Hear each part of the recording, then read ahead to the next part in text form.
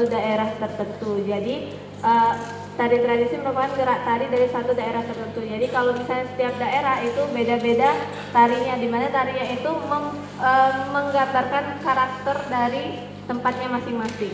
Menyambut baik dengan diadakannya workshop kesenian ini, karena secara tidak langsung ini merupakan sebuah kegiatan yang kembali menggiatkan seni budaya yang ada di Sumatera Selatan. Kita tahu bahwa dengan gencarnya modernisasi, terutama anak-anak pelajar yang mereka kadang-kadang seperti melupakan akan kekayaan budaya daerahnya sendiri.